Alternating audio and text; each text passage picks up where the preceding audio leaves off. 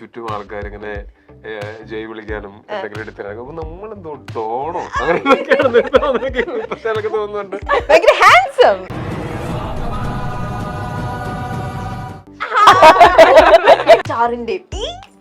കുറച്ച് ലേറ്റ് ആയി പോയി. ഇതൊരു 8 പേര് ചോദിച്ചു. ശരിക്കുള്ള ഞാനും ശരിക്കുള്ള ഡേവിഡും തമ്മിൽ സിമിലാരിറ്റീസ് ഉണ്ടാവും. ഒരുപാടുണ്ട്. ഡേവിഡ് പഠിക്കൽ എന്ത് പഠിക്കൽ ആരുടെ പഠിക്കൽ നിന്റെ അച്ഛനാണ് പഠിക്കൽ. ക്യാമറമാൻ ഉണ്ട് ക്രെയിനില്. ക്യാമറമാൻ ഇങ്ങനെ എന്നെ അല്ല നോക്കുന്നത്, എന്റെ ബാക്കിലോട്ടാണ് നോക്കുന്നത്. അത് ഞാൻ ആലോചിച്ചു, ബാക്കില് ഇങ്ങനെ ഒരു സാധനം ഉണ്ട്, ഒരു അപകടം പിടിച്ച ചില്ലുണ്ടെന്ന് എനിക്കറിയാം. കൊണ്ടുവരണോ? അയ്യോ ഓർമ്മിപ്പിക്കല്ലേ പൊന്നെ. സോപ്പാണ്. ഫസ്റ്റ് ഈ ഒരു ക്യാരക്ടർ പൃഥ്വിരാജിന് വേണ്ടിയിട്ടായിരുന്നു. ജീവിതത്തിന്റെ ആ ഒരു സമയത്ത് എന്തോ ആയിരുന്നു. അപ്പൊ അത് പറ്റില്ലാത്തത് കൊണ്ട് ഏറ്റവും കൂടുതൽ പങ്ക്ച്വാലിറ്റി കീപ് ചെയ്ത ആൾ അങ്ങനല്ലേ?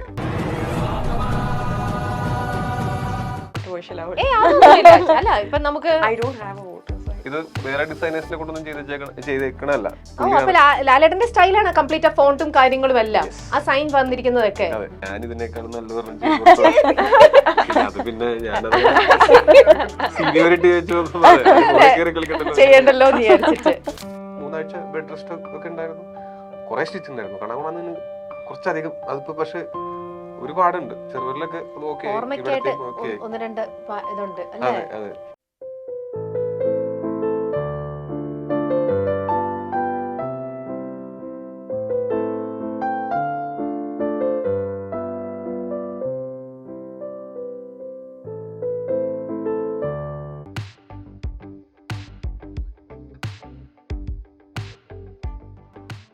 മൈൽസ്റ്റോൺ മേക്കേഴ്സിന്റെ എല്ലാ പ്രേക്ഷകർക്കും സ്വാഗതം. ഹാർവിയറ പ്രസൻസ് ബി വിത്ത് രമ്യേൽ. ഇന്ന് എന്നോടൊപ്പം ഉള്ളത് നമ്മുടെ പ്രിയപ്പെട്ട, നമുക്ക് ഒരുപാട് ഇഷ്ടമുള്ള നമ്മുടെ ആക്ടേഴ്സ് ആണ്, നടികർ ടീമാണ്. ഹലോ, നമസ്കാരം. ബ്യൂട്ടിഫുൾ ലേഡീസിന്റെ ഇടയിൽ ഇങ്ങനെ നല്ല ഹാൻസം. അപ്പൊ ടോവിയുടെ അടുത്തപ്പോ ആദ്യം ചോദിക്കാം. അല്ലെങ്കിൽ ഞാൻ ലേഡീസ് ഫസ്റ്റ് എന്നുള്ള ഇതിലായിരുന്നു. പക്ഷെ രണ്ടുപേരുടെയും ആ ഒരു താങ്ങും തണലിലും എന്നാലും രണ്ടുപേരും ഇടതും വലതുമായിട്ട് ഫുൾ സപ്പോർട്ടോടെ നിൽക്കുമ്പോ ടോവി തന്നെ പറയും, ഇന്നിപ്പോ ടോവി ഇവിടെ ഇരിക്കുന്നത് നടികറിന്റെ പ്രൊമോഷന് വേണ്ടിയിട്ടാണ്. ആ ഒരു ഹാപ്പിനെസ് അത് എങ്ങനെയാണ്? അത് എത്രത്തോളം ഉണ്ട്? എങ്ങനെ അതിന്റെ ലെവൽ? സിനിമ റിലീസ് ആവാനായിട്ട് ഇനി കുറച്ച് ദിവസമേ ഉള്ളൂ. കാരണം കൊണ്ട് തന്നെ നമ്മള് അതിന് വേണ്ടിയിട്ടുള്ളൊരു വെയിറ്റിംഗ് ആണ്. ആൾക്കാരുടെ ഇത് സിനിമ കാണുന്ന പ്രേക്ഷകരുടെ ഒരു അഭിപ്രായം അറിയാൻ വേണ്ടിയിട്ടുള്ള. ഞങ്ങൾ ഭയങ്കര ഹാപ്പി ആയിട്ടും ആഗ്രഹിച്ചും ഒക്കെ ചെയ്തിട്ടുള്ള ഒരു സിനിമയാണ് നടികർ. ഞങ്ങൾക്കും അതുപോലെ തന്നെ പ്രേക്ഷകർക്കും കുറെ റിലേറ്റ് ചെയ്യാൻ പറ്റുന്ന കുറെ മൊമെന്റ്സ് ഉണ്ടാവുന്ന, ചിലപ്പോൾ പ്രേക്ഷകർ ഇതിനു മുമ്പ് കണ്ടിട്ടുള്ള പല ഇൻസിഡൻസിന്റെയും ഒരു അതർ സൈഡ് കാണാൻ പറ്റുമായിരിക്കും. അല്ല, നമ്മൾ അങ്ങനെ ഇൻസിഡൻസ് ഡയറക്റ്റ് ആയിട്ട് എടുത്തേക്കുന്നൊന്നുമില്ല. എല്ലാം ഇൻസ്പയർഡ് ആയിട്ട് ഉള്ള ഇൻസിഡൻസ് ഒക്കെ ഉണ്ടായിരിക്കും. ചില ക്യാരക്ടറിന്റെ മാനറിസംസ് ഒക്കെ പല ആക്ടേഴ്സിനും എടുത്തിട്ടുണ്ടാവും. എന്റെ തന്നെ പല കാര്യങ്ങളും എടുത്തിട്ടുണ്ടാവും. അങ്ങനെ നമ്മള് ഫിക്ഷണലി ക്രിയേറ്റ് ചെയ്തിട്ടുള്ള ഒരു ക്യാരക്ടർ. എനിക്ക് ടോവിയുടെ ടീസറിലും ട്രെയിലറിലെ ഫസ്റ്റ് ഡയലോഗ് കണ്ടപ്പോ തന്നെ പെട്ടെന്ന് എനിക്ക് ലൂസിഫറിലെ ടോവി ആ ഒരു സാധനം പെട്ടെന്ന് എനിക്ക് അത് ഫീൽ വന്നു. പിന്നെ ഒന്ന് വേറൊന്ന്, ഈ ടോവി ഇതിനകത്ത് പറയുന്ന ഡയലോഗ് സുരേഷ് ഗോപി സുരേഷ് ചേട്ടന്റെ FIR പേര് മാത്രം മാറ്റിയിട്ട് അത് ആ ഒരു സീനിന് ഒരു ട്രിബ്യൂട്ട് ഒക്കെ പോലെയാണ് നമ്മള്. അത് ഭയങ്കര രസമുള്ള ഒരു സീനാണ്. അപ്പൊ എല്ലാവർക്കും കണ്ടാ പെട്ടെന്ന് അത് സിനിമ ഷൂട്ടിങ്ങിന് ഇത് ഷൂട്ട് ചെയ്ത പോലെ എന്ന് തോന്നിപ്പിക്കുന്ന എന്നുള്ളേ ഉള്ളൂ. അല്ല നമ്മൾ ബയോപിക് ഒന്നും അല്ലാത്ത കാരണം കൊണ്ട് നമ്മളങ്ങനെ എക്സാക്ട് ഡീറ്റെയിൽസിലേക്കൊന്നും പോകുന്നില്ല. അതും വളരെ കുറച്ച് ആ ഒരു ഒറ്റ ഡയലോഗ് മാത്രമേ ആ സിനിമയുടെ ഷൂട്ടിങ്ങിന്റെ ഭാഗമായിട്ട് കാണിക്കുന്നുള്ളൂ. അപ്പോ ഇതിനകത്ത് ഇങ്ങനെ ഒരു ഫിക്ഷണൽ ക്യാരക്ടർ ആണെന്നുണ്ടെങ്കിലും ഇമോഷൻസ് ഒക്കെ റിയൽ ആണ്. ഇയാളുടെ എന്താ പറയാ, അമ്മ ഒരു ചൈൽഡ്ഹുഡ് ഡ്രാമ ഉണ്ട്. നമ്മൾ ആ ഒറിജിൻ സ്റ്റോറി എന്ന് പറഞ്ഞിട്ട് പുറത്തുവിട്ട ആ ഒരു സോങ്ങിനകത്ത് പറയുന്നുണ്ട്. പിന്നെ ഇയാളുടെ ഈ ഒരു എന്താ പറയാ, പെട്ടെന്നുണ്ടായിട്ടുള്ള ഒരു സക്സസും. അപ്പൊ ആദ്യ സിനിമയിലെ നായിക എന്ന് പറഞ്ഞാൽ ഓൾറെഡി ഒരു നല്ല സ്റ്റാർഡത്തിൽ നിൽക്കുന്ന ഭയങ്കര പോപ്പുലർ ആയിട്ടുള്ള ഒരു ആക്ട്രസിന്റെ നായകനായിട്ട് അഭിനയിക്കാനായിട്ട് അവസരം കിട്ടുകയും ആ സിനിമ ഭയങ്കരമായിട്ട് ഹിറ്റ് ആവുകയും തുടർന്ന് വന്ന സിനിമകൾ രണ്ടെണ്ണം ഹിറ്റ് ആവുകയൊക്കെ ചെയ്തിട്ട് ഇയാൾ ഒരു ഭയങ്കര പോപ്പുലർ ആയിട്ടുള്ള ഒരു ആക്ടറായി വലിയൊരു സ്റ്റാർ ആയി കഴിഞ്ഞിട്ട് ഇയാൾക്ക് അത് ഹാൻഡിൽ ചെയ്യാനൊക്കെ പറ്റാണ്ടായി പോയിട്ടുള്ള പോലത്തെ ഒരു അവസ്ഥയുണ്ട്. പടം തുടങ്ങുമ്പോഴത്തേക്കും ഇയാളൊരു കുറച്ച് സിനിമകളൊക്കെ ചെയ്തിട്ടുള്ള ഒരു 5-8 വർഷമൊക്കെ ആയിട്ട് ഇൻഡസ്ട്രിയിൽ ഉള്ള ഒരാളാണ്. അപ്പൊ അപ്പോഴത്തേക്കും തന്നെ ആദ്യ നായിക ഇവര് തമ്മിലുള്ള ഈക്വേഷൻസ് മാറിയിട്ടുണ്ടാവും. അങ്ങനത്തെ കുറെ കാര്യങ്ങളും ഇത് കഴിഞ്ഞ് ഇയാള് ഈ ആദ്യ സിനിമ ചെയ്യാനൊക്കെ വരുന്ന സമയത്ത് ഉണ്ടായിരുന്ന ആ നിഷ്കളങ്കതയും ആ ഒരു പാഷനും ഫോക്കസും ഒക്കെ അത് എപ്പോഴും ആക്ടിങ്ങിലായിരുന്നു ആ ഫോക്കസും ഒക്കെ. സ്റ്റാറും കിട്ടി കഴിഞ്ഞപ്പോ ഇങ്ങനെ അത് ഫോക്കസ് പലതിലേക്ക് പോയി. അത് പറഞ്ഞു കൊടുക്കാനൊന്നും ആരുമില്ലാതെ ഒരാൾക്ക് ഉണ്ടാകാൻ സാധ്യതയുള്ള കുറെ കാര്യങ്ങളാണ്. അരഗൻസും ഒക്കെ ഇതിന്റെ ഭാഗമായിട്ട് വരും. നമ്മൾ ഈ തമാശയായിട്ട് പറയുന്ന ഒരു സാധനമുണ്ട്. നമ്മളൊരു പോയിന്റ് കഴിയുമ്പോ ഈ ചുറ്റും ആൾക്കാരിങ്ങനെ ജയ് വിളിക്കാനും എന്തെങ്കിലും എടുത്തിരാക്കും. അപ്പൊ നമ്മളെന്തോ ഡോണോ അങ്ങനെയൊക്കെ തോന്നുന്നുണ്ട്. നമ്മള് കളിയാക്കി പറയുന്ന, പക്ഷെ ആക്ച്വലി അങ്ങനെ ജസ്റ്റ് ബാക്കി എല്ലാവരും ചെയ്യുന്ന പോലെ ജോലി ചെയ്യുന്ന ആൾക്കാർ അത്രക്കേ ഉള്ളൂ. പക്ഷെ അവർക്ക് ഇങ്ങനെ പെട്ടെന്ന് സൗകര്യങ്ങൾ വരുന്ന സമയത്ത് പെട്ടെന്ന് അങ്ങനെ തോന്നി. അപ്പൊ അതിൽ നിന്ന് ഫോക്കസ് മാറിപ്പോകാം. അപ്പൊ അങ്ങനെയുള്ള ഒരു കഥാപാത്രമാണ് നമ്മുടെ ഈ സിനിമയില്. അപ്പൊ അതിൽ നിന്ന് എങ്ങനെ, അതാണ് പടത്തിന്റെ തുടക്കത്തില്. അപ്പൊ ഇതൊരു ശരിക്കും ഒരു മസാല, ശരിക്കും അങ്ങനത്തെ ഒരു ടൈപ്പ് ആണോ? നമ്മള് എന്റർടൈൻമെന്റ് ആയിട്ടുള്ള അങ്ങനത്തെ ഒരു ഇതാണോ? അതിനകത്ത് ഇപ്പൊ ഇമോഷൻ പറഞ്ഞില്ലേ, അപ്പൊ നമ്മളെ കരയിപ്പിക്കുകയും ചിരിപ്പിക്കുകയും എല്ലാം അങ്ങനത്തെ ഒരു മിക്സ് ഓഫ് ഇമോഷൻസ് ആയിരിക്കും. അല്ലാതെ നമ്മള് ഒരു എന്താ പറയാ, ഈ സിനിമയ്ക്ക് ആവശ്യമില്ലാത്തതൊന്നും ഈ സിനിമയിൽ കേട്ടിട്ടില്ല. ഇപ്പൊ ഒരു അങ്ങനെ ഒരു സീക്വൻസോ ഒരു അങ്ങനെ സോങ്, ഡാൻസ്, അങ്ങനത്തെ ഒന്നുമില്ല സിനിമയ്ക്കുള്ള. സിനിമ പറയുന്നതാണെങ്കിൽ പോലും പാട്ടില്ലാത്ത സിനിമയോ? പാട്ടുണ്ട്. പാട്ട് കഥ പറയാൻ ഉപയോഗിക്കുന്ന പാട്ട്. അത്രേ ഉള്ളൂ. അല്ലാതെ പാട്ടിന് വേണ്ടിയിട്ട് ഒരു പാട്ട്, ഒരു ഡാൻസ്, അങ്ങനെയൊന്നുമില്ല. അങ്ങനത്തെ ഒരു സിനിമ അല്ലായിരിക്കില്ല. ഞാൻ വിചാരിച്ച സംഭവം വേറെ ഇതായിട്ടൊക്കെ കാണും. ഇതിനകത്ത് ഈ സിനിമയുടെ കഥ പറയാനുള്ള കാര്യങ്ങളും കാര്യം ഇന്ന് നമുക്ക് പറയാനൊരു കഥയുണ്ട്. ഈ ഒരു ആക്ടറിന്റെ ഒരു കമ്മിങ് ഓഫ് ഏജ് എന്ന് പറയുന്ന സാധനം. ഓക്കെ, അതാണ്. അപ്പൊ ഭാവനയിലേക്ക് എത്തട്ടെ. ഭാവന ഇടയ്ക്കിടയ്ക്ക് ബാംഗ്ലൂരിൽ നിന്നും എന്ന് പറഞ്ഞ് തൃശ്ശൂർ എത്തി, ആ വഴി ഇടയ്ക്ക് ഒരു സിനിമ ചെയ്ത് അമ്മയുടെ കൂടെ കുറച്ചു നേരം നിന്ന് വീണ്ടും തിരിച്ച് ബാംഗ്ലൂരിലേക്ക് പോകുന്നു. അങ്ങനെ വന്നിരിക്കുകയാണ് വീണ്ടും ഇപ്പൊ നടികറിലേക്ക്. ആ ഒരു ഹാപ്പിനെസ്, ആ ഒരു സന്തോഷം, ഈ ഒരു മൊമെന്റ്. നടികർ വിളിക്കുന്ന സമയത്ത് ഞാൻ കുറച്ച് ഇൻഡസ്ട്രിയിൽ നിന്ന് കുറച്ച് മാറി നിൽക്കുന്ന ഒരു സമയമായിരുന്നു. അപ്പൊ ആ സമയത്ത് ഞാൻ ഒന്നും കേൾക്കാതെ തന്നെ ഇല്ലടാ ഞാൻ ചെയ്യുന്നുണ്ടാവില്ല എന്നുള്ളൊരു കാര്യമാണ് ഞാൻ അനൂപായിട്ടും ജീനായിട്ടൊക്കെ കൺവേ ചെയ്തത്. അത് ജസ്റ്റ് ഒരു ഈ മൂവി പ്രോജക്റ്റ് ഒരു ബേബി ആയിരുന്ന സമയത്ത്, ഒരു ബഡിങ് ടൈമില് ആദ്യം ഭാവന എടുത്ത് ചോദിച്ചിട്ടുണ്ടാവുക. ജീനും അനൂപും. അപ്പൊ അതെ, അപ്പൊ അത് കഴിഞ്ഞ് പ്രൊഡ്യൂസറാണ്.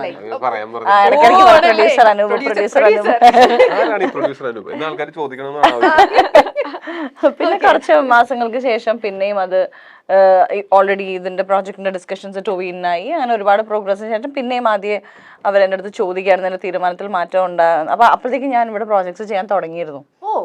അപ്പൊ പിന്നെ അങ്ങനെ നമ്മള് ബിഗ് നോയിൽ നിന്നും അതെ, അല്ല ആ സമയത്ത് ഞാൻ വേറെ മൂവി ഒന്നും ചെയ്യുന്നുണ്ടായിരുന്നില്ല, ഞാൻ മാറി നിൽക്കുമായിരുന്നു. അത് കഴിഞ്ഞിട്ട് അപ്പൊ ജീൻ എന്റെ അടുത്ത് പിണങ്ങുകയൊക്കെ ചെയ്തു, ഞാൻ നോ പറഞ്ഞിട്ട് വേറെ മൂവി ചെയ്തു എന്നൊക്കെ. പക്ഷെ അത് കോൺഷ്യസ് ആയിട്ടൊരു ഡിസിഷൻ അല്ല, ആ സമയത്ത് വന്നതാണ്. അങ്ങനെ തിരിച്ചു വരുമ്പോ എനിക്ക് എന്റെ ഒരു ഫ്രണ്ട്സ് ഗാങ്ങിലേക്ക് വരുന്ന ഒരു ഫീലാണ്. അതായത് ഹണി ബി 2 ഒക്കെ കഴിഞ്ഞിട്ട് പിന്നെ ഇപ്പൊ മൂവി ഒന്നും ചെയ്തിട്ടില്ലെങ്കിലും ഞാനും പിന്നെ ഈ ബാലു, ജീന് ഇവരൊക്കെ ആയിട്ട് ഒരു കണക്ഷൻ ഉണ്ട്. ഇപ്പൊ ഈവൻ ഞാൻ ടൊവിയുടെ കൂടെ കൂതറ ചെയ്തിട്ട് കുറെ നാൾ ഞങ്ങൾ അറ്റ്ലീസ്റ്റ് ടച്ചിലുള്ള ആൾക്കാരാണ്. അങ്ങനെ ഒരു ഈ ക്യാരക്ടർ എന്ന് പറയുന്നത് ഈ ഡേവിഡ് പടിക്കൽ, ഇതിലൊരു ഔട്ട് ആൻഡ് ഔട്ട് ഡേവിഡ് പടിക്കൽ മൂവിയാണ് ഇത്. അപ്പൊ ഒരു ന്യൂ ഫേസ്, ഒരു സ്റ്റാർ ആവുന്നത്, ആളുടെ ലൈഫിൽ വരുന്ന മാറ്റങ്ങൾ, അത് ആളുടെ മെന്റലി കൊണ്ടുവരുന്ന മാറ്റങ്ങൾ. അപ്പൊ ആ ഡേവിഡ് പടിക്കലിന്റെ ലൈഫിൽ വന്നു പോകുന്ന ക്യാരക്ടേഴ്സ് ആണ് ഇതിൽ കൂടുതലും ഉള്ളത്. അപ്പൊ അതിലൊരു ഇമ്പാക്ട് ഉള്ള ഒരു ക്യാരക്ടറാണ് എന്റെയും. ഇപ്പൊ ടോവി നേരത്തെ പറഞ്ഞ പോലെ ടോവിയുടെ ഫസ്റ്റ് ഫിലിം ഈ മൂവിയിൽ ഞാൻ ആണ്, എന്നെ ആൻ ബാവ എന്ന ക്യാരക്ടറാണ് ഹീറോയിൻ. അപ്പൊ ഒരു ന്യൂ ഫേസ് ആയിട്ട് ടോവി വരികയും ആ പടം ഭയങ്കര സൂപ്പർ സക്സസ്ഫുൾ ആകുമ്പോഴത്തേക്ക് 2 കൈയും നീട്ടി പ്രേക്ഷകർ സ്വീകരിക്കുകയും ചെയ്യുന്ന ഒരു ഡേവിഡ് പടിക്കൽ ആ ഒരു സിനിമയിൽ നിന്ന് ഓവർനൈറ്റിൽ ഒരു സ്റ്റാർ ആവുകയും പിന്നെ അങ്ങോട്ട് ബ്ലോക്ക് ബസ്റ്റേഴ്സ് കൊടുക്കുകയും ഒരു ഹാട്രിക് ഹിറ്റ്സ് എന്നൊക്കെ പറഞ്ഞ പോലെ ഒരു 3 ബാക്ക് ടു ബാക്ക് ഹിറ്റ്സ് അതിനുശേഷം സക്സസ് ഹാൻഡിൽ ചെയ്യുക. ചിലരുണ്ടാവും നമ്മുടെ ഇടയിൽ തന്നെ ഉണ്ടാവും, ചിലപ്പോൾ റിയാലിറ്റി അവർക്ക് മനസ്സിലാവുന്നുണ്ടാവില്ല, അവരിലേക്ക് എത്തിക്കുന്ന ഒരു ചെറിയ ബന്ധമില്ല, ഒരു ചെറിയ ഒരു ഗ്യാങ് ഉണ്ടാവും അവർക്ക് ചുറ്റും. അവര് പറയുന്നതായിരിക്കും ഇവർ ചിലപ്പോൾ അറിയാ, അവര് മാറി ചിന്തിക്കണോ വേറെ ഇതൊന്നും ചിലപ്പോൾ ഇവർക്ക് അറിയുന്നുണ്ടാവില്ല. സോ അതെല്ലാം പറയുന്ന ഒരു ജേർണി, ശരിക്കും ഒരു സ്റ്റാറിന്റെ, ഒരു ആക്ടറിന്റെ ഈ ഒരു ഗ്ലിറ്റ്സ് ആൻഡ് ഗ്ലാമറിന്റെ ബാക്കിലുള്ള ഒരു റിയാലിറ്റി എന്താണെന്നുള്ളതാണ് ഈ മൂവി കൂടെ നമ്മള് പറയുന്നത്. അപ്പൊ അങ്ങനത്തെ ആ ഒരു റിയാലിറ്റി പറയുമ്പോഴാണോ അവിടെ ദിവ്യയുടെ ഒരു റോള് വരുന്നത്, അതോ ഈ പറയണ പോലെ സെക്കൻഡ് മൂവിയിലെ ഹീറോയിൻ ആണോ, എങ്ങനെയാ അവിടെ? പറഞ്ഞില്ലേ ഒറിജിൻ സോങ് കണ്ടിട്ടുണ്ടെങ്കിൽ ഈ സിനിമയുടെ ആ പാട്ട് the origin story of David Padikkal, ഇത് എവിടെ നിന്നാണ് ആരംഭിക്കുന്നത്, what's the beginning of this character, അവിടെ നിന്നാണ് I am playing his mom, അമ്മയായിട്ടാണ്. ദിവ്യ ഞാൻ ചോദിക്കട്ടെ, ടോവിയുടെ അമ്മയായിട്ടാണ് ദിവ്യയുടെ ക്യാരക്ടർ? സോപ്പാണ് വെറുതെ ആഡ്. അല്ല ദിവ്യ, എന്നാലും അത് ഭയങ്കര ഒരു ചാലഞ്ചിങ് ആയിട്ട് തോന്നിയോ? അത് കുട്ടിക്കാലത്തിന്റെ ഈ മുതുക്കന്റെ എന്നാലും ദിവ്യ ഇപ്പൊ ഇതുവരെ ചെയ്ത് വന്നതിൽ നിന്നും അമ്മ എന്നുള്ളൊരു ഇതിലേക്ക് പോയപ്പോൾ ആക്ച്വലി ഇത് അപ്രീഷിയേറ്റ് ചെയ്യേണ്ട ഒരു കാര്യമാണ് അല്ലെ. ലൈക് ദിവ്യ ഇപ്പൊ ഹീറോയിനായിട്ട് മൂവി ചെയ്തുകൊണ്ടിരിക്കുന്ന സമയത്ത് ഇങ്ങനെ ഒരു മൂവിയില് അതാണ് ഇപ്പൊ ടോവിയുടെ കുട്ടിയായിരിക്കുമ്പോഴുള്ള ആളുടെ അമ്മയാണ്. സോ അതൊരു ക്യാരക്ടർ ആയിട്ടാണ് നമ്മൾ കാണുന്നത്. പക്ഷെ അപ്പൊ അത് ചെയ്യാൻ ഓക്കെ പറയുന്നത് ഇറ്റ്സ് കമന്റബിൾ. എന്റെ ഒരു അജയന്റെ രണ്ടാം മോഷ്ടം എന്നുള്ള സിനിമയിലകത്ത് ഞാൻ 3 ക്യാരക്ടറിനാണ്. ഞാൻ രോഹിണി ചേച്ചിയുടെ അച്ഛനായിട്ട് അഭിനയിക്കുന്നുണ്ട്,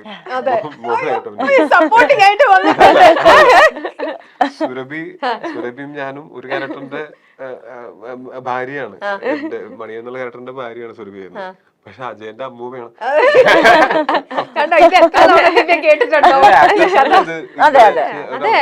അത് തന്നെയാണല്ലോ അത് ചെയ്യാന്നുള്ള. പക്ഷെ എല്ലാവർക്കും ആ മനസ്സ് വന്നെന്ന് വരില്ല. അതല്ല ഈ character, I don't see it as like it's like any other character. ഞാനിപ്പോൾ ചെയ്തേക്കുന്ന വേറെ ഏത് ക്യാരക്ടറും ഇപ്പൊ നല്ലൊരു ക്യാരക്ടർ ആണെങ്കിൽ നമുക്ക് എനിക്ക് ഭയങ്കരമായിട്ട് ഒരു കണക്ട് തോന്നിയ ഒരു ക്യാരക്ടറാണ്. വെച്ചാൽ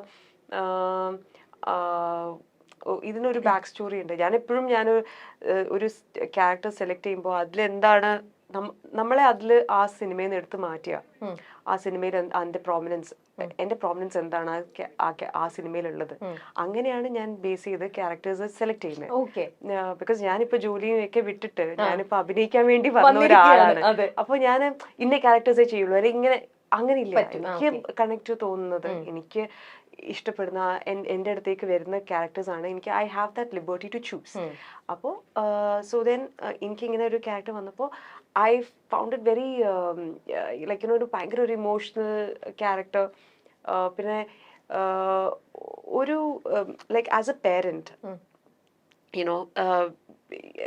you would also know that like you're a mom, so കുറെ കാര്യങ്ങൾ what you are experiencing is your life and അത് ബേസ് ചെയ്തിട്ടാണ് നമ്മൾ ഓരോ കാര്യങ്ങൾ ചെയ്യുന്നത്. ബട്ട് നമ്മൾ ഓരോ കാര്യങ്ങൾ ചെയ്യുന്നത് നമ്മുടെ കുട്ടീനെ എങ്ങനെയാണ് എഫക്ട് ചെയ്യുന്നത്, how does it affect your child, അപ്പോൾ ഇതൊക്കെയാണ് that's what I could connect. And ഇത് like a mother and that child's bond and how that affects that child. And പിന്നെ ഈ ഒരു ക്യാരക്ടർ ഡേവിഡിന്റെ ക്യാരക്ടർ പിന്നെ ഇൻ ഹിസ് ലൈഫ് അതെന്തൊക്കെയാണ് how it affects ആ അമ്മയായിട്ടുള്ള ബോണ്ട്, അത് അത്രത്തോളം ഇൻഫ്ലുവൻസ് ചെയ്തു കുറെ ഡിസിഷൻസ് എടുക്കാനും ഒക്കെ. So that's a very deep character. അപ്പോൾ that's how I chose this character. And പിന്നെ എനിക്ക് പറയാലോ, സിസ്റ്ററായിട്ട് അഭിനയിച്ചു, അമ്മയായിട്ട് അഭിനയിച്ചു, ഭാര്യയായിട്ട് അഭിനയിച്ചു, എല്ലാം ചെയ്തു.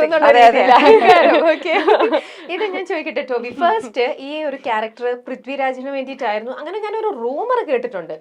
അല്ല, ഞാൻ സത്യം ഒരു റൂമർ കേട്ടതാണ് പൃഥ്വിക്ക് വേണ്ടിയിട്ട്. അല്ല അല്ലേ, എന്നാ ഞാൻ കേട്ടത് അതാണ്. എന്തൊക്കെ കിംവദന്തികളാണ് ഇതിന്റെ ബേക്കിൽ നിന്ന് പറയുന്നത് പറയാം. അങ്ങനെ ഒരു സാധനം കേട്ടു. എന്നിട്ട് ആടുജീവിതത്തിന്റെ ആ ഒരു സമയത്ത് എന്തോ ആയിരുന്നു, അപ്പൊ അത് പറ്റില്ലാത്തത് കൊണ്ട് എന്നൊക്കെ ഇങ്ങനെയൊക്കെ അല്ല അല്ലെ. അപ്പൊ അങ്ങനെ ആരെങ്കിലും എന്നെ പോലെ കേട്ടിട്ടുണ്ടെങ്കിൽ ഇറ്റ്സ് എ ബിഗ് നോ, അങ്ങനത്തെ ഒരു സംഭവമേ ഇല്ല. എന്തൊക്കെ പറഞ്ഞിട്ടാണോ ഓരോന്നും കേൾക്കണത്. പിന്നെ നമ്മുടെ ഈ പോസ്റ്റർ ഇതിലൊക്കെ കാണുമ്പോഴേ കോസ്റ്റ്യൂംസ് അത് ഭയങ്കര രസമായിട്ട് വന്നിട്ടുണ്ട്. ഈവൻ ടോബിയുടെ തന്നെ തല്ലുമാല വന്നപ്പോൾ തന്നെ നമുക്ക് അതിനകത്ത് ശരിക്കും അപ്രീഷിയേറ്റ് ചെയ്യേണ്ട ഒരു ഭാഗം തന്നെയായിരുന്നു അത്. ഇപ്പം ഇതിൽ കാണുമ്പോഴും അതെ, എല്ലാവരുടെയും ഷർട്ടൊക്കെ ഭയങ്കര കളർഫുൾ, ഇതും ആ ഒരു ഇതില് എന്താണ് ഇത് അത് പറഞ്ഞപ്പോഴും ഓർത്തെ ആ സെയിം ഡ്രസ്സാണ് ഇട്ട് വന്നിരിക്കുന്നത്.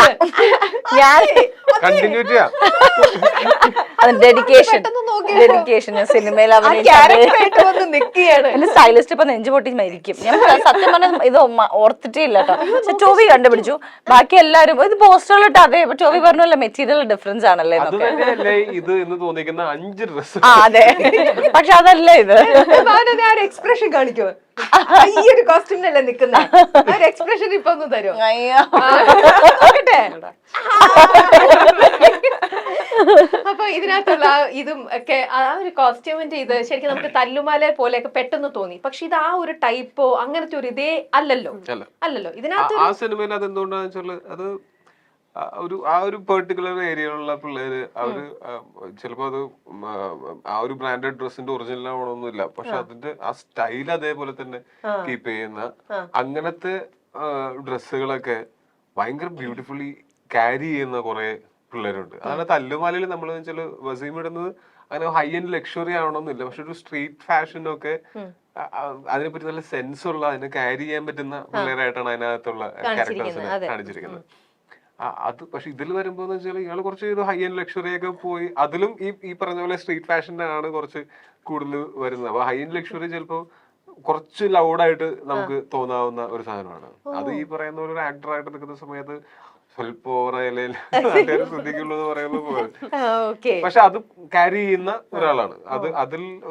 അതൊരു സെൽഫ് ലവിന്റെ ഭാഗമായിട്ട് ഒരു ചെറിയ നാർസിസിസം ആക്ടേഴ്സിന് ഉണ്ടാവാൻ സാധ്യതയുണ്ട്. ഇയാൾ കുറച്ച് കൂടുതൽ നാർസിസിസ്റ്റ് ആണ് ഈ പടത്തിന്റെ തുടങ്ങുമ്പോൾ നമ്മൾ കാണുന്ന സമയത്ത്.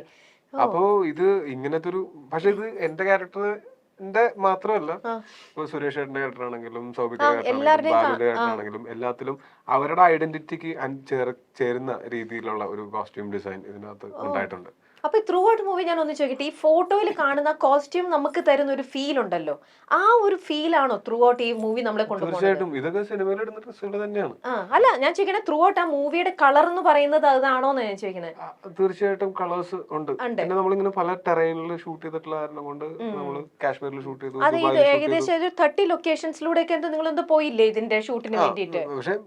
പക്ഷെ സ്ഥലങ്ങൾ പറയുകയാണെങ്കിൽ ഇപ്പൊ ഇവിടെ കേരളത്തിൽ തന്നെ നമുക്ക് ആലപ്പുഴ ഉണ്ടായിരുന്നു, മൂന്നാർ ഉണ്ടായിരുന്നു, എറണാകുളത്തുണ്ടായിരുന്നു, പിന്നെ നമുക്ക് ദുബായ്, പലയിടത്തും. അപ്പൊ അത് നമ്മുടെ ഈ ഷൂട്ടിനൊക്കെ ഹൈദരാബാദ് ഉണ്ടായിരുന്നു. അപ്പൊ നിങ്ങൾ എല്ലാവരും വേറെ വേറെ പ്രൊജക്ട് ചെയ്യുന്നവർ. അപ്പൊ ഇങ്ങനെ പല പല സ്ഥലത്തേക്ക് വന്നപ്പോഴും അത് ഷൂട്ടിന് ശരിക്കും അതിന്റേതായിട്ടുള്ള ഒരു ഡിലേ വരുവോ, അങ്ങനെ എന്തെങ്കിലുമൊക്കെ സംഭവിച്ചു? അതെല്ലാം മാനേജ് ചെയ്ത് പോവാ ചെയ്ത. അത് ഞാൻ മുമ്പ് ഒരു ഇന്റർവ്യൂല് പറഞ്ഞത്, ഇതൊക്കെ നമ്മള് ഒരു സഹകരണ മനസ്സിലായി. അല്ല അതുകൊണ്ട് വലിയൊരു ഡിലേ വന്നോ എന്ന് ഞാൻ ചോദിക്കണേ. അതിന്റെ പേരിലൊന്നും വന്നിട്ടില്ല. അപ്പൊ ഏകദേശം ഒരു എത്ര നാള് പോയി ഷൂട്ടിംഗ് പീരീഡ്? ഡിലേ വന്ന വേറെ കാര്യങ്ങളുണ്ടായിരുന്നു. അതെന്താ കാര്യം? എന്ത് കാര്യം കൊണ്ടാണ്? ബാലുവിന്റെ ഇടത്തെ കണ്ണ് കുറച്ച് നാള് കാണാൻ പറ്റാത്ത രീതിയിൽ ഒരു പരിക്ക് പറ്റിയിട്ട് ബാലുവിന് അങ്ങനെ ഉണ്ടായിട്ട്, അപ്പൊ നമുക്ക് കുറച്ച് ഒരു 1.5 ആഴ്ച ബ്രേക്ക് ചെയ്യേണ്ടി വന്നു. എനിക്കൊരു ഇഞ്ചുറി കിട്ടിയിട്ട് ഒരു മാസത്തോളം ബ്രേക്ക് ചെയ്യേണ്ടി വന്നു.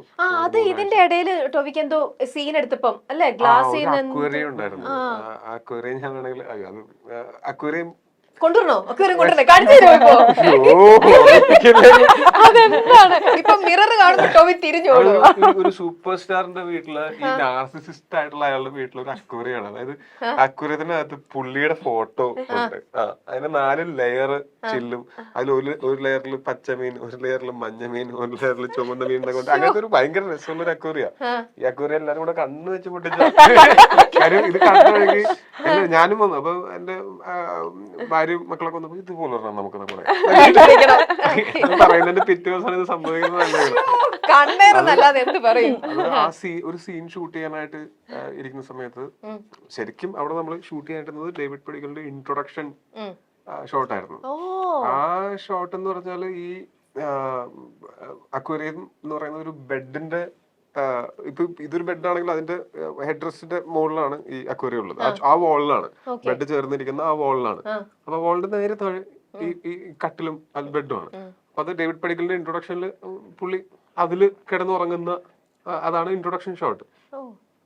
അപ്പോ അതാണ് എടുക്കാനിരുന്നത്. പക്ഷെ തലേ ദിവസം ഞാനും ചന്തുവായിട്ടുള്ള ഒരു സീൻ ഉണ്ടായിരുന്നു. അത് ആ റൂമിൽ തന്നെ, പക്ഷെ കട്ടിലിന്റെ ഇപ്പുറത്ത്. അങ്ങനെയായിരുന്നു അതിന്റെ ഒരു ആ സീൻ. അപ്പൊ തലേ ദിവസം എന്തോ കാരണങ്ങൾ കൊണ്ട് 1-2 ഷോട്ട് റിമൈനിങ് വന്നു. അപ്പൊ നമ്മൾ വിചാരിച്ചു നമ്മൾ ആദ്യം ഈ ഷോട്ട് തലേ ദിവസം ബാക്കി വന്ന ഷോട്ട് എടുത്തതിന് ശേഷം ആ ബെഡിൽ കിടക്കുന്ന ഷോട്ട് എടുക്കാം എന്ന് വിചാരിച്ചു. പക്ഷെ ഈ ഷോട്ട് എടുക്കാനായിട്ട് റെഡി ആയിട്ട് ചന്തുവിനും നല്ല ഭാഗ്യമുണ്ട്. അതായത് ഞാനിങ്ങനെ ആ കട്ടിലിന്റെ ഫ്രണ്ടിൽ ഇങ്ങനെ ഇരിക്കുകയാണ്. അപ്പോ ബാക്കി ആ ടീമൊക്കെ തറയൊക്കെ ക്ലീൻ ചെയ്ത് അവര് സൈഡിലോട്ട് മാറി, ബാക്കി ലൈറ്റ് ഉപ്പും എല്ലാ പരിപാടികളും കഴിഞ്ഞ് എല്ലാരും മാറി. അപ്പൊ എന്റെ കൂടെ എന്തായിരുന്നു, എന്റെ സ്റ്റാഫ് എന്റെ കയ്യിൽ നിന്ന് ഫോണും ഒക്കെ മേടിച്ച് പോയി. അപ്പൊ ഞാൻ അവിടെ ഇങ്ങനെ Take-ന് വേണ്ടി ready ആയിട്ട് നിൽക്കാം. ക്യാരക്ടറൊക്കെ ആവാഹിച്ച് ഞാൻ ഇങ്ങനെ ഇരിക്കുകയാണ്. അപ്പൊ ചന്തു വരണം എന്നിട്ട് ടേക്ക് വരും. അപ്പൊ ചന്തു അവിടെ നിന്ന് നടന്നു തുടങ്ങിയിട്ട് 10 സെക്കൻഡിൽ അവൻ എത്തും. അങ്ങനെ ഇരിക്കുന്ന സമയത്ത് ടക്ക് ടക്ക് ടക്ക് എന്ന് എന്തോ ഒരു ശബ്ദം. ഞാൻ ശബ്ദം ട്രാൻസ്ഫോമർ എന്തെങ്കിലും കറക്റ്റ് മാറ്റി കുത്തിയിട്ടുണ്ടാവും. ഇതാണ് എന്റെ തലയിൽ പോകുന്ന ചിന്ത. പക്ഷെ ഞാൻ നോക്കുമ്പോ ക്യാമറമാൻ ഉണ്ട് ക്രെയിനിൽ. ക്യാമറമാൻ ഇങ്ങനെ എന്നെ അല്ല നോക്കുന്നത്, എന്റെ ബാക്കിലോട്ടാണ് നോക്കുന്നത്. പെട്ടെന്ന് ഞാൻ ആലോചിച്ചു ബാക്കില് ഇങ്ങനെ ഒരു സാധനം ഉണ്ട്, ഒരു അപകടം പിടിച്ച ചില്ലുണ്ടെന്ന് എനിക്കറിയാം. 4 ലെയർ അക്വേറിയാണ്, കുറെ ചില്ലുണ്ട് അതിനകത്ത്. അതാണ് പൊട്ടുന്നെന്ന് മനസ്സിലായ വഴിക്ക് ഞാൻ ഓടാനോ ഇരിക്കല്ലേ, എഴുന്നേറ്റ് ഓടാനുള്ള സമയമൊന്നും ഉണ്ടായിരുന്നില്ല. അപ്പോഴത്തേക്കും പൊട്ടി. ഞാനൊന്ന് ചാടി ഫ്രണ്ടിലോട്ടും ഒന്നിങ്ങനെ സൈഡിലോട്ടായിട്ട് ഇങ്ങനെ നമ്മൾ പരമാവധി നമ്മളുടെ ബോഡി തറേനെ ടച്ച് ചെയ്യുന്നത് ഒഴിവാക്കുന്ന രീതിയിൽ ഞാൻ ഈ കൈയും കുത്തി ഈ ചെറുവിരലിന്റെ ഭാഗവും ഈ ഭാഗവും ആണ് തറയിൽ ടച്ച് ചെയ്യണുള്ളൂ. ഞാൻ ഇങ്ങനെ നിൽക്കണം. അപ്പോഴത്തേക്ക് ഈ വെള്ളത്തിന്റെ ഫോഴ്സും ചില്ലും അല്ലേ, ചില്ല് നമ്മുടെ മെറ്റൽ ഒരു കത്തിയേക്കാൾ ഷാർപ്പായിരിക്കും ഈ ചില്ല്. അങ്ങനെ ചെറുവിരലിന്റെ ഒരു സൈഡ് ഇച്ചിരി എത്തിപ്പോയി. ഇവിടെ ഒരു സ്റ്റിച്ച്, അല്ല ഒരു സ്റ്റിച്ചാ, ഇവിടെ കുറെ സ്റ്റിച്ച്, ഇവിടെ കുറച്ച്, അങ്ങനെ കുറച്ച് പറ്റിയിരുന്നു പരിക്ക്. അതും ഒരു 3 ആഴ്ച ബെഡ് റെസ്റ്റ് ഒക്കെ ഉണ്ടായിരുന്നു. കുറെ സ്റ്റിച്ച് ഉണ്ടായിരുന്നു. കണാകുണന്ന് കുറച്ചധികം. അതിപ്പോ പക്ഷെ ഒരുപാടുണ്ട്. ചെറുവിരലൊക്കെ ഓക്കെ. ശരിക്കും എത്ര നാൾ അതിന്റെ ഒരു ബ്രേക്ക് വന്നു? ഒരു 3 ആഴ്ച ബെഡ് റെസ്റ്റ് ആയിരുന്നു. ഈ ബെഡ് റെസ്റ്റ് കഴിഞ്ഞ് ഞാൻ നേരെ എനിക്കൊരു സെപ്റ്റീമിയസ് അവാർഡ് എന്നൊരു അവാർഡ് ആ ഫംഗ്ഷൻ തന്നെ വിളിച്ചിട്ടുണ്ടായിരുന്നു. അപ്പൊ അത് ഒന്നുമില്ല, ആംസ്റ്റർഡാം അല്ലേ, അത് ഞാൻ പോണം എന്ന് വിചാരിച്ചിരിക്കുന്ന സമയത്താണ് അത് പോകാനായിട്ട് ടിക്കറ്റ് ഒക്കെ ബുക്ക് ചെയ്തതിന്റെ പിറ്റേ ദിവസമാണ് ഈ സാധനം നടക്കുന്നത്. അവിടെ എന്റെ ഒരു ഫ്രണ്ടും ഉണ്ടായിരുന്നു. ഞങ്ങൾ രണ്ടാളും കൂടെ പോയി. ഞാൻ ഞൊണ്ടിയൊക്കെ പോയിട്ടാണെങ്കിലും അവിടെ ചെന്ന് എനിക്ക് അവാർഡും കിട്ടി. മീനൊക്കെ പെറുക്കിയെടുത്തോണ്ട് എന്നെ മീനൊക്കെ പെറുക്കിയെടുത്തോണ്ട് പോയി. ഞാനവിടെ അത് പെട്ടെന്ന് അങ്ങനെ ഒരു അവിടെ എല്ലാവരും പാനിക്കായി പോയി. കാര്യം വെച്ചാല് വേറെ ആർക്കെങ്കിലും, എനിക്കും ആണെങ്കിലും ഞാൻ ടെൻഷൻ, എനിക്കിത് പറ്റി, വേറെ ആരെങ്കിലും ഉണ്ടായിരുന്നോ, ആർക്കെങ്കിലും എന്തെങ്കിലും പറ്റിയോ, അതാ അതിന്റെ ഫോട്ടോ കണ്ടു കഴിഞ്ഞാൽ അതിന്റെ ഭീകരത മനസ്സിലാവും. അനൂപ വിളിക്കുമ്പോ നമ്മള് ഡേറ്റിന് വേണ്ടി വിളിക്കുമ്പോ ഇല്ലടാ ചിലപ്പോ ഒരു 2 ആഴ്ച ഉണ്ടാവില്ല. അങ്ങനെ എന്ത് പറ്റി? ബാലുവിന് കണ്ണടിച്ചു പോയിട്ടിരിക്കുക. എന്ത് പറ്റി? അത് കഴിഞ്ഞു കുറച്ചുമ്പോ വേറൊരു ഡേറ്റ് പറഞ്ഞു. വിളിച്ചാ എടാ എപ്പോഴാടാ ഡേറ്റ്? ഇല്ലടാ ഒരു 2-3 ആഴ്ച ഉണ്ടാവില്ല. എന്ത് പറ്റി? ടോവിന്റെ കാല് പൊട്ടി. ഇതെന്താണ് സംഭവിക്കുന്നത്? ഇപ്പൊ ചോദിക്കട്ടെ, നിങ്ങൾ തമ്മിൽ നേരത്തെ വേറെ പരിചയം ഉണ്ടല്ലോ, നേരത്തെ ഇത് അറിയാം. പക്ഷെ അത് കഴിഞ്ഞിട്ട് വീണ്ടും ഈ നടികരിലേക്ക് ഇപ്പൊ ഒരു ചെറിയൊരു ബ്രേക്കിന് ശേഷമാണ് വീണ്ടും ടൊവിനോയുടെ കൂടെ ആക്ട് ചെയ്യാനായിട്ട് എത്തുന്നത്. അപ്പൊ ഇപ്പം അന്നത്തെ ആ ടൊവിനോ എന്ന് പറഞ്ഞ ആ സ്റ്റാറിന്റെ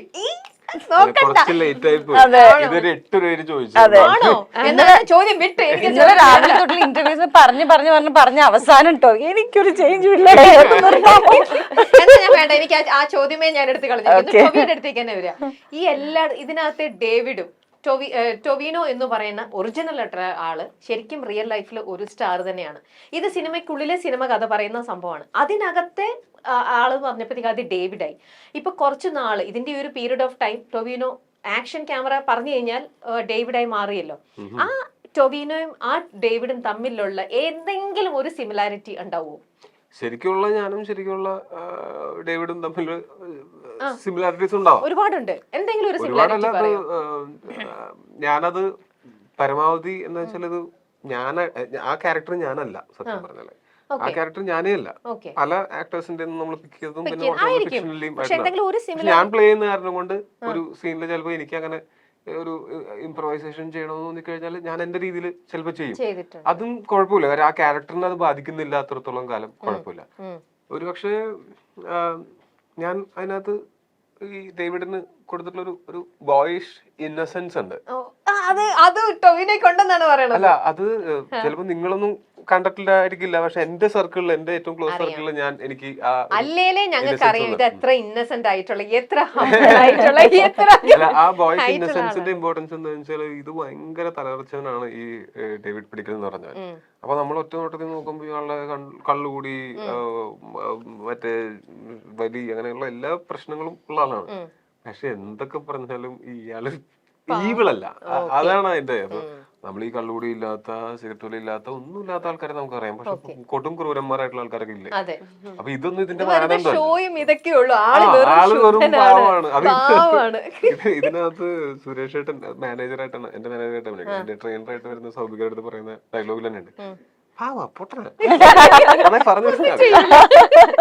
ഓക്കെ. ഇനി ഞാൻ വെറുതെ നിങ്ങളുടെ ലൊക്കേഷനിൽ നടന്ന കുറച്ച് കാര്യങ്ങൾ മാത്രം പെട്ടെന്ന് ചോദിക്കാം. ലൊക്കേഷനിൽ ഏറ്റവും കൂടുതൽ സമയം ഫോണിൽ കുത്തിക്കൊണ്ടിരുന്ന ആളാരാ? നിങ്ങൾ പക്ഷേ ആക്ച്വലി നിങ്ങൾ മൂന്നുപേരും കൂടെ ഒരുമിച്ച് അപ്പൊ അധികം ഒന്നും അഭിനയിച്ചിട്ടില്ലല്ലോ. അപ്പം എന്നാലും ഉള്ള അറിവിൽ ഇപ്പൊ ടൊവിക്ക് അറിയാലോ കൂടുതലും ആരൊക്കെയായിരുന്നു. ടൊവി എന്നാ ഞാൻ ഫോണിൽ കുറെ കുത്തിക്കൊണ്ടിരിക്കുന്ന ആളാണ്.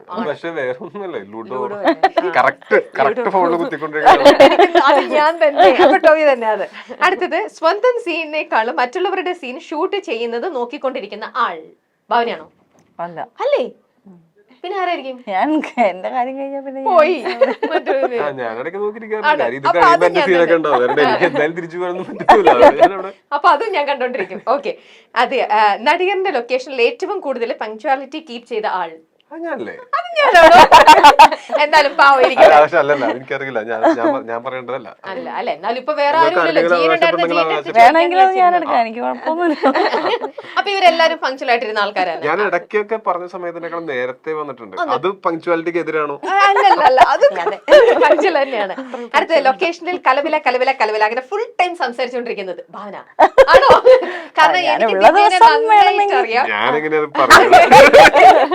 അല്ല, എനിക്ക് ദിവ്യനെ നന്നായിട്ട് അറിയാം, ഭാവനനെ നന്നായിട്ട് അറിയാം. അപ്പൊ ഭാവന ഭയങ്കര ജോലിയിലാണ്. ഒരു സ്റ്റാർട്ടിംഗ് ട്രബിളിൽ എല്ലാവരുടെ അടുത്ത് അങ്ങോട്ട് പോയി എടാ വാടാ പോടാ. ദിവ്യ കുറച്ച് ഇങ്ങനെ നിന്നിട്ടാണ് സംസാരിക്കുക. അപ്പം എനിക്ക് തോന്നുന്നു അത് ഭാവന തന്നെ. കുറച്ചും കൂടെ എല്ലാവരും ഉള്ള ഒരു കോമ്പിനേഷൻ സീൻസ് ഒക്കെ ഉണ്ടായിരുന്നത് ഭാവനയ്ക്കാണ്. ദിവ്യയുടെ ഉണ്ടായിരുന്നത് ഷൂട്ട് ചെയ്ത് നമ്മള് കാശ്മീരാണ് ഷൂട്ട് ചെയ്തത്. അപ്പം മഞ്ഞത്ത് അങ്ങനെ അധികം സംസാരിക്കാൻ പോലും പറ്റിയില്ല. ഓക്കെ. ലൊക്കേഷനിൽ ഇരുന്ന് നന്നായിട്ട് പാട്ട് പാടുന്ന ഒരാൾ, എപ്പോഴും പാടിക്കൊണ്ടിരിക്കുന്നത് സുരേഷ് ഏട്ടനാണോ? സുരേഷ് ഏട്ടൻ പാടുന്നത് ഇല്ല. ആലോചിച്ചോട്ടെ, നമുക്ക് അടുത്ത ചോദ്യത്തിലേക്ക് പോവാം, സമയമില്ല. ഓക്കെ. എപ്പോഴും ലൊക്കേഷനിൽ ചിരിച്ചുകൊണ്ടേയിരിക്കുന്ന ആൾ, ഡിങ് ഡിങ് ഡിങ് ഡിങ്, ആരാ? എപ്പോഴും സ്മൈലിംഗ് ഫേസ്. അപ്പൊ അത് അവർക്ക് കൊടുത്തു, ടൊവി എടുക്കണ്ട. അടുത്തത്,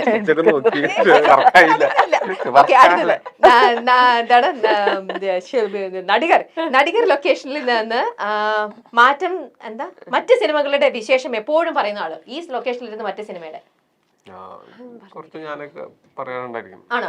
എല്ലാവരും അങ്ങോട്ടും ഇങ്ങോട്ടും പറയും. ഓക്കെ. ഇനി ഞാൻ ചോദിക്കട്ടെ, നിങ്ങളുടെയൊക്കെ കൈ ഒരു ഇതിൽ ഞാനിപ്പോ ആകെ വോട്ട് ചെയ്തത് ഞാൻ കണ്ട പാടി ടൊവിനെ മാത്രം. ടൊവി മാത്രം പോയിട്ട് ആ ഡ്യൂട്ടി ചെയ്തിട്ടുള്ളൂ. എന്തുകൊണ്ട് ദിവ്യം ഭവനം ചെയ്തില്ല? ബ്ലാക്ക് നെയിൽ പോളിഷ് ഇട്ടിട്ട് ഒന്ന് വരച്ചാൽ മതിയായിരുന്നു. എന്താ അതിനോട് ദിവ്യ ഒരു ഇത് കോൺട്രവേഴ്ഷ്യൽ ആവും. അല്ല, ഇപ്പൊ നമുക്ക്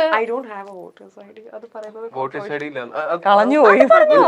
സത്യമായിട്ട് പറഞ്ഞാൽ മതി. അതുകൊണ്ടില്ല. ഉണ്ടായിരുന്നില്ല ഇവിടെ ആ ദിവസം. ഞാൻ വാനിഷ് ആയി പോയി. ഞാൻ വേറെ സ്ഥലത്ത്, വേറെ സ്റ്റേറ്റിലായിരുന്നു. അതുകൊണ്ട് ഇവിടെ എത്തിപ്പെടാൻ പറ്റിയില്ല. ഓക്കെ. അപ്പൊ എന്തായാലും അത് കണ്ടിട്ട് ഇനി ഒരേ ഒരു കാര്യം കൂടെ, എവിടെ ഈ പടത്തിന്റെ നടികറിന്റെ ഇത് നോക്കിയാലും അവിടെയൊക്കെ ഡേവിഡ് പറഞ്ഞൊരു കാര്യമുണ്ട്, അതെന്താന്നും കൂടെ ഒന്ന് പറയാമോ? ആക്ച്വലി ഡേവിഡ് പറഞ്ഞതല്ല, Shine on you crazy diamond എന്ന് പറഞ്ഞാല് നമ്മളുടെ പിങ്ക് ഫ്ലോയിഡിന്റെ ഒരു പാട്ടാണ്. ഇത്രയൊക്കെ എനിക്കറിയുള്ളൂ, ഇതിനെ ചോദിക്കരുത്. അത് ആ പാട്ട് ഇയാൾക്ക് ഇഷ്ടമുള്ള ഒരു പാട്ടാണ്. Shine on you crazy diamond എന്നുള്ള പാട്ട് ഇയാള് കേൾക്കാൻ ഇഷ്ടപ്പെടുന്ന ഒരു പാട്ടാണ്. അത് നമ്മൾ സിനിമയിൽ പറയുന്നുണ്ട്. പക്ഷെ ഒരു കാര്യം എന്ന് വെച്ചാൽ, ഈ ഷൈൻ ഓൺ യു ക്രേസി ഡയമണ്ടും താഴത്തെ ഡേവിഡ് പടിക്കലിന്റെ ഒപ്പം ഇട്ടേക്കുന്നത് ലാൽ സാറാണ്. അത് ജീനിന്റെ അച്ഛൻ ലാലേട്ടൻ. ഇത് വേറെ ഡിസൈനേഴ്സിനെ കൊണ്ടൊന്നും ചെയ്തേക്കണല്ല. അപ്പൊ ലാലേട്ടന്റെ സ്റ്റൈലാണ് കംപ്ലീറ്റ് ആ ഫോണ്ടും കാര്യങ്ങളും എല്ലാം, ആ സൈൻ വന്നിരിക്കുന്നതൊക്കെ കണ്ടു പഠിക്കണം മോനെ. ദിനേശ കണ്ടോ ഡേവിഡ് ഒക്കെ എത്ര സ്റ്റൈലാണ്. ഡേവിഡ് അങ്ങനെ ഇടുവോന്നാണ് നമുക്ക് അറിയേണ്ടാത്തത്. ഞാൻ ഇതിനേക്കാളും നല്ല അത് പിന്നെ ഞാനത് സീനിയോറിറ്റി ചെയ്യണ്ടല്ലോ എന്ന് വിചാരിച്ചിട്ട്. ഓക്കെ. അപ്പൊ എന്താ ഇവിടെ സമയം ഇങ്ങനെയല്ല, എല്ലാവരുടെയും അവിടുന്ന് ഇവിടുന്നൊക്കെ കൈയും കലാശങ്ങളൊക്കെയാണ്. എല്ലാവരുടെയും അതെ, അവിടെ എല്ലാവരും ഇനി നിങ്ങളെ വിട്ടുതരൂ അടുത്ത പ്രൊമോഷനും കാര്യങ്ങൾക്ക് വേണ്ടിയിട്ട്. എന്നാലും താങ്ക് യു സോ മച്ച്. വളരെ സ്വീറ്റ് ആയിട്ടുള്ള ഒരു ടൈം ആയിരുന്നു. And wishing all the best. Nadigar super duper. അതിനകത്തെ 3 ഹാട്രിക് ഹിറ്റ്സ് എന്നൊക്കെ പറഞ്ഞില്ലേ, ആദ്യത്തെ ടോവി അഭിനയിച്ച 3 ഹിറ്റ്, അതിനെയൊക്കെ പറ്റി ഇൻഡസ്ട്രി ഹിറ്റ് എന്നൊക്കെ പറയുന്നുണ്ടല്ലോ, അതുപോലെ സംഭവം ആവട്ടെ നടികർ. എന്റെ നാവ് പൊന്നാവട്ടെ. പൊന്നാവട്ടെ തീർച്ചയായിട്ടും. അപ്പൊ താങ്ക് യു സോ മച്ച് കേട്ടോ.